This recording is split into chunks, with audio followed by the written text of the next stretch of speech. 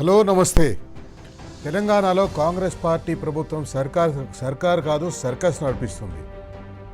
తెలంగాణ రాష్ట్రంలో విద్యాశాఖ మంత్రిగా ఉన్న ముఖ్యమంత్రి రేవంత్ రెడ్డి గారు తెలంగాణ రాష్ట్ర భవిష్యత్తు, దేశ భవిష్యత్తు తరగతి గదుల్లో ఉందని నీతులు చెప్తుంటాడు. కానీ ఇప్పుడు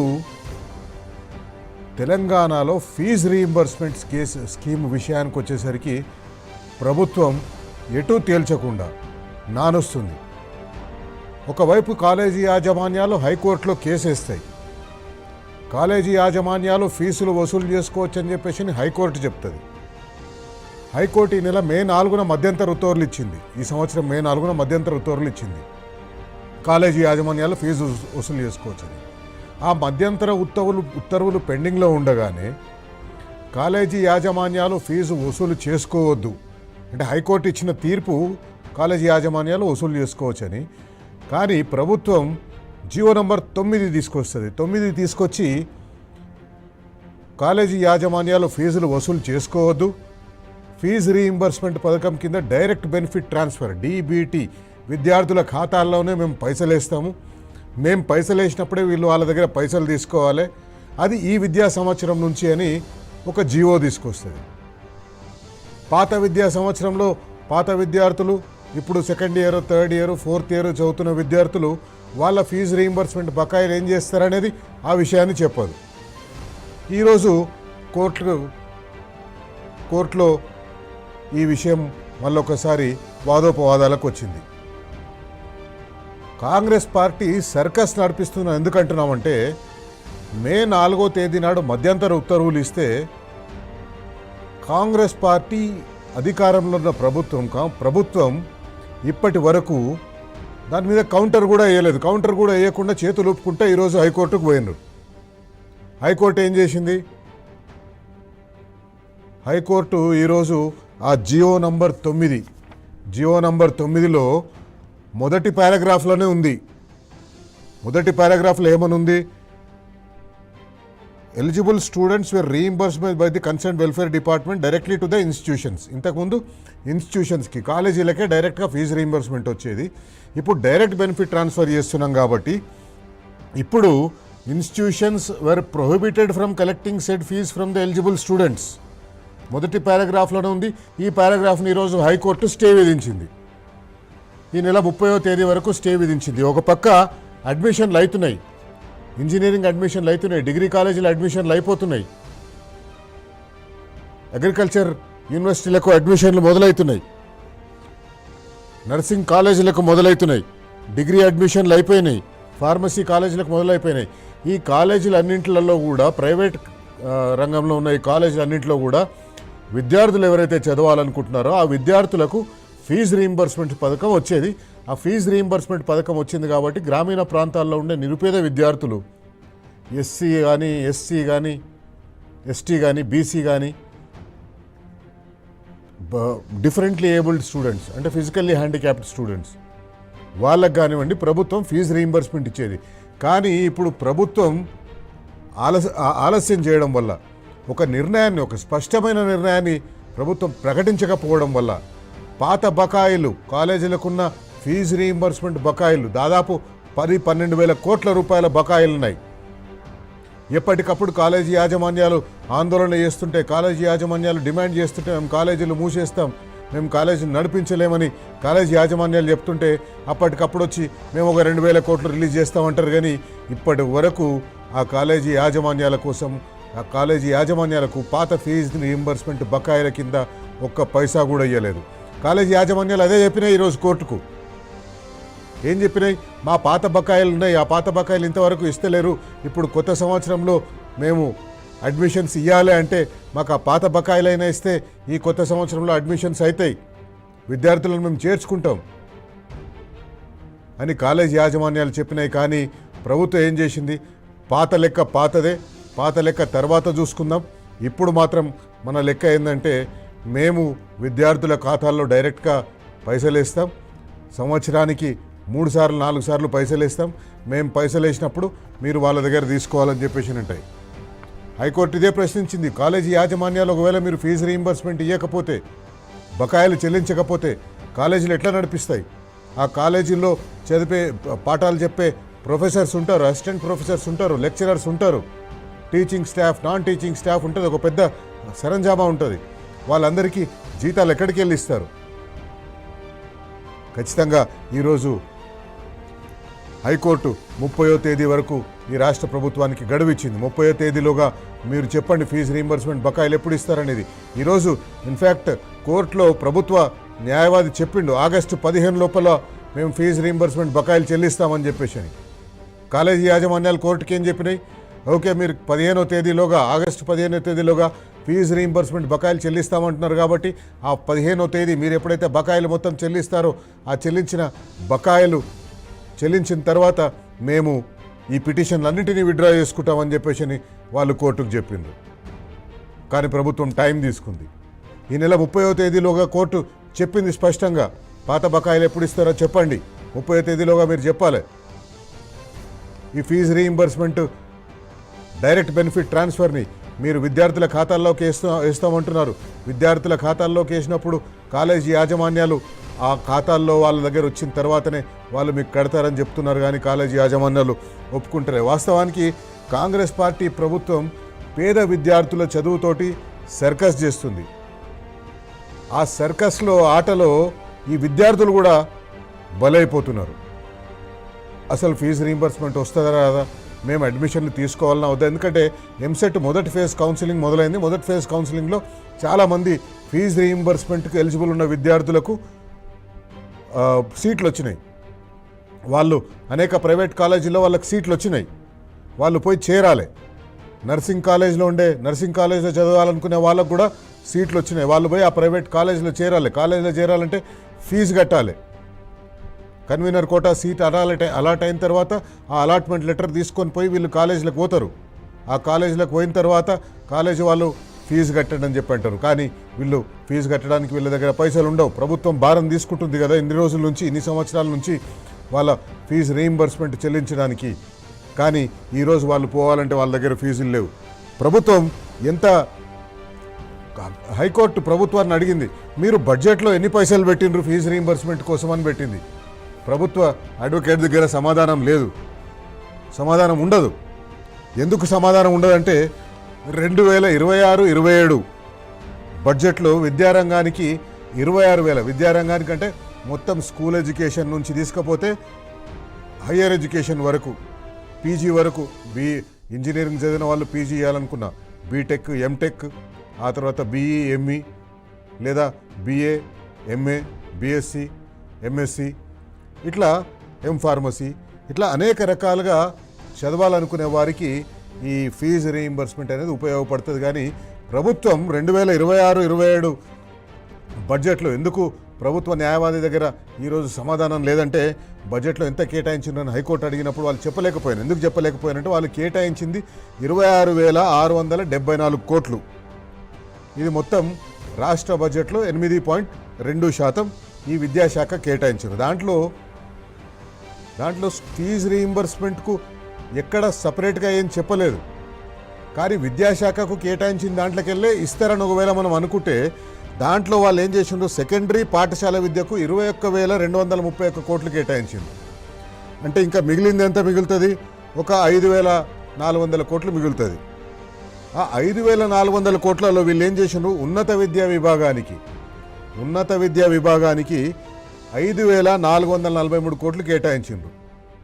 సరే, ఈ ఫీజు రీయింబర్స్మెంట్ ఉన్నత విద్యా విభాగంలోకే వస్తుంది.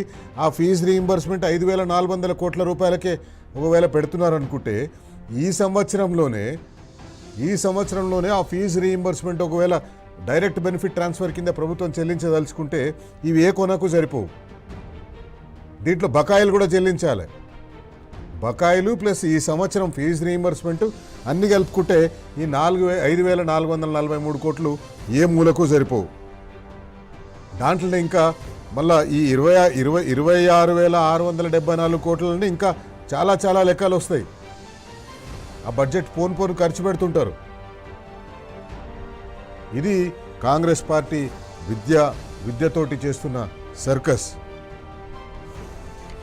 తర్వాత కాంగ్రెస్ పార్టీ విద్యార్థులకు ఇస్తందుకు పైసలు లేవు, కానీ దుబారా చేసేందుకు మాత్రం చాలా పైసలు కాంగ్రెస్ పార్టీ దగ్గర ఉన్నాయి. అందుకే మనం విద్యార్థుల తరఫున ఈరోజు బరాబర్ అడగాలని నిర్ణయం తీసుకున్నాం.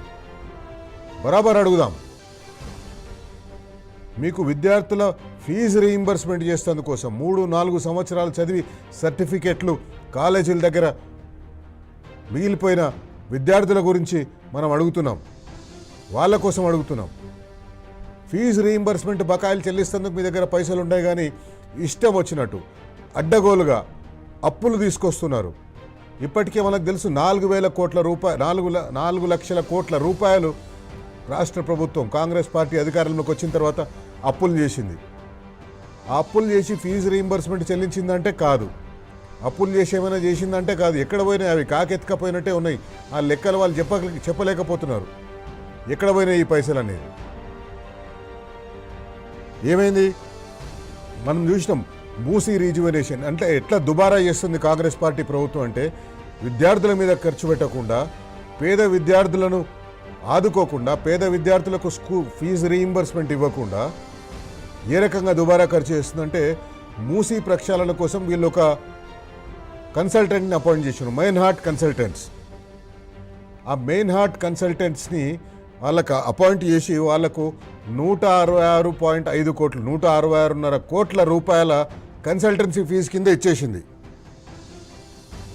కన్సల్టెన్సీ ఫీజే వాళ్ళు ఒక డిపిఆర్ ప్రిపేర్ చేసి బొమ్మలు గీసి ఇక్కడ ఇది రావాలి, అక్కడ ఇది రావాలి, ఇక్కడ ఇది వస్తే ఇట్లా ఉంటుంది అని ఒక గ్రాఫిక్స్ క్రియేట్ చేసి ఇస్తందుకోసం వాళ్లకు 166.5 కోట్ల రూపాయలు వాళ్ళకి చెల్లించింది. మళ్ళీ ఏమైంది? మెట్రో ఎంత గందరగోళం చేసిందో. మెట్రో అంటే ఎంత పైసలు దుబారా చేస్తున్నారు అక్కడంటే, ముఖ్యమంత్రికి అసలు ఆయన ఏం చేస్తున్నాడో కూడా తెలుస్తున్నట్టుగా అనిపిస్తలేదు.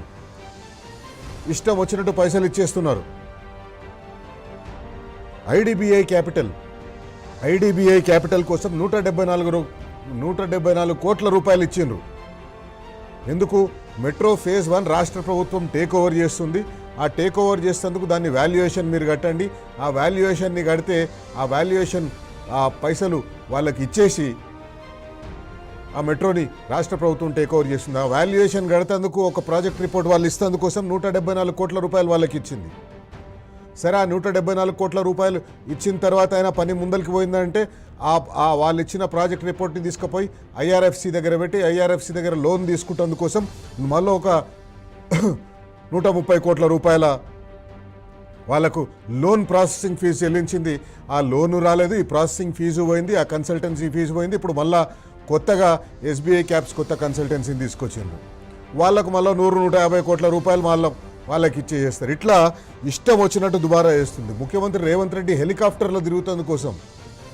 తెలంగాణలో ఆల్రెడీ ఒక హెలికాప్టర్ ఉండగా మంత్రులు తిరిగిన హెలికాప్టర్లో నేను ఎందుకు తిరగాల, నాకంటూ వేరే హెలికాప్టర్ కావాలి, పక్క రాష్ట్ర ముఖ్యమంత్రి ఏ హెలికాప్టర్లో తిరుగుతున్నాడో అట్లాంటి హెలికాప్టరే నాకు కావాలని చెప్పేసి మన ముఖ్యమంత్రి నెలకు 5 కోట్ల రూపాయలు ఖర్చు చేసుకుంటా ఒక హెలికాప్టర్ని కిరాయికి తీసుకున్నాడు. ఇప్పటికే ఆల్రెడీ ఉన్న హెలికాప్టర్కు నెలకు 2 కోట్ల రూపాయలు కిరాయి కడుతున్నారు. అంటే 7 కోట్ల రూపాయలు నెలకు హెలికాప్టర్ల కిరాయిలో కడుతున్నారు. దాదాపు ఇప్పటివరకు నేను చెప్పిన లెక్క ప్రకారం చూస్తేనే ఒక 350-400 కోట్ల రూపాయలు మొత్తం గాల్లో పోయినాయి. ఎక్కడ కూడా ఒక పైసా ఉపయోగం జరగలేదు దానివల్ల. మెయిన్ హార్ట్ వాళ్ళు ఇచ్చిన కన్సల్టెన్సీ వల్ల కానీ, లేకపోతే ఐడిబిఐ వాళ్ళకి ఇచ్చిన పైసల వల్ల, ఐఆర్ఎఫ్సికి ఇచ్చిన పైసల వల్ల ఒక్క పైసా ముందరికి పోలేదు. అందుకే కాలేజీ విద్యార్థుల కోసం, ఈరోజు ఫీజు రీయింబర్స్మెంట్ కోసం ఎదురు చూస్తున్న విద్యార్థుల కోసం, కాలేజీ యాజమాన్యాల కోసం, ఏ విద్యార్థులైతే కోర్సు పూర్తయిపోయిందో, సర్టిఫికెట్లు కాలేజీ దగ్గరనే ఉన్నాయో, దురదృష్టం ఏంటంటే జేఎన్టీయు జవహర్లాల్ నెహ్రూ టెక్నాలజికల్ యూనివర్సిటీలో కోర్సు పూర్తి చేసుకున్న వాళ్ళు కూడా సర్టిఫికెట్లు తీసుకోలేని పరిస్థితి. అది గవర్నమెంట్ ఇన్స్టిట్యూషనే. గవర్నమెంట్ ఇన్స్టిట్యూషన్కి లేదా గవర్నమెంట్ స్పాన్సర్డ్ ఇన్స్టిట్యూషన్కి పైసలు ఇవ్వకుండా ప్రభుత్వం నాంచడం వల్ల అక్కడ చదువుకున్న విద్యార్థులకు కూడా ఇప్పటివరకు సర్టిఫికెట్లు రాలేదు. ప్రభుత్వం ఇన్స్టిట్యూషనే కదా, వాళ్ళు చెప్పొచ్చు కదా ప్రభుత్వం మేము మీకు ఇస్తాం, మీరు వాళ్ళ సర్టిఫికెట్లు ఇవ్వడానికి అని చెప్తలేదు. ఎందుకంటే ఆ యూనివర్సిటీ నడవాలి కదా. ప్రభుత్వం మేము ఇస్తాం ఎప్పుడైనా అని చెప్పేసి అంటే యూనివర్సిటీ నడవదు. అందుకే బరాబర్ అడుగుదాం. జియో నంబర్ 9 మీద హైకోర్టు స్టే విధించింది. ఆ జియో నంబర్ 9 మీద మొత్తం మీద కాదు, కానీ ఆ మెయిన్ దాని గుండెకాయ లాంటి దాని మీదనే స్టే విధించింది. ఫీజు రీయింబర్స్మెంట్ మీద మీరు స్టూడెంట్స్ దగ్గర వసూలు చేయొద్దు అనే దాన్ని హైకోర్టు నో అని చెప్పింది. హైకోర్టు మీరు అట్లా పెట్టడానికి అవకాశం లేదు. ఆ జియోలో ఉన్న ఆ పాయింట్ నంబర్ 1ని హైకోర్టు స్టే విధించింది. అంటే ఇప్పుడు కౌన్సిలింగ్ అయిన తర్వాత విద్యార్థులు ఎవరైతే కాలేజీకి పోతున్నారో వాళ్ళ దగ్గర నుంచి కాలేజీ యాజమాన్యాలు ఫీజులు వసూలు చేసుకోవచ్చు. పేద బడుగు బలైన వర్గాల విద్యార్థులు ఎవరికైతే అడ్మిషన్లు వచ్చినాయో వాళ్ళు ఫీజులు కట్టిన తర్వాతనే ఆ కాలేజీలో చేరాలి.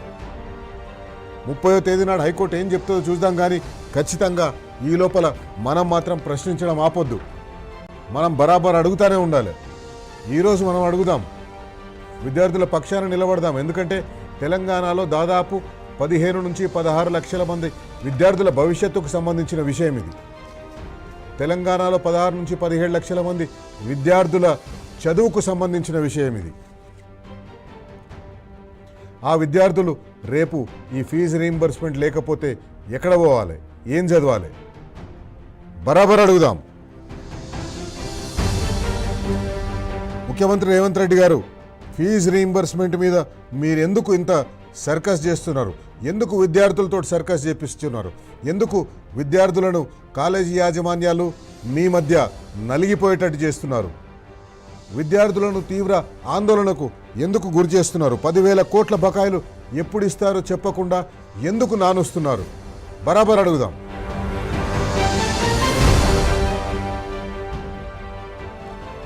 మూసీ డిపిఆర్ కోసం మెట్రో రైల్ అధ్యయనాలు కన్సల్టెన్సీల కోసం 100 కోట్ల రూపాయలు గంగలో పోస్తున్నారు. మరి పేద విద్యార్థుల ఫీజులు ఇయ్యనికే, ఫీజు రీయింబర్స్మెంట్ ఇయ్యనికే, వాళ్ళ ఫీజుల పైసలు ఇయ్యనికే మీ దగ్గర పైసలు లేవా? మీకు చేతులు వస్తలేవా? బరాబర్ అడుగుదాం.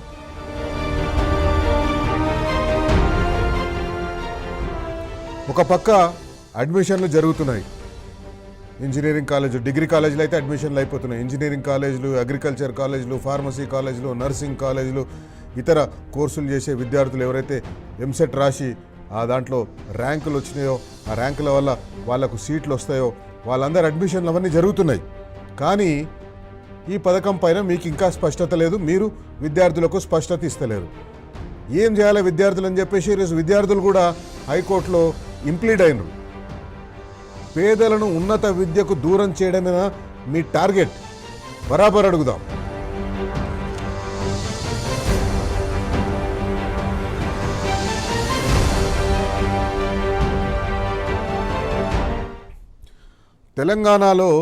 తెలంగాణలో విద్యార్థులు చాలా స్టూడియస్ విద్యార్థులు. ఫీజు రీయింబర్స్మెంట్ పథకం అమల్లోకి వచ్చిన తర్వాత కొన్ని లక్షల మంది ఉన్నత చదువులు చదివినరు, ఉన్నత ఉద్యోగాలు సంపాదించిన ఆ చదువుల వల్ల.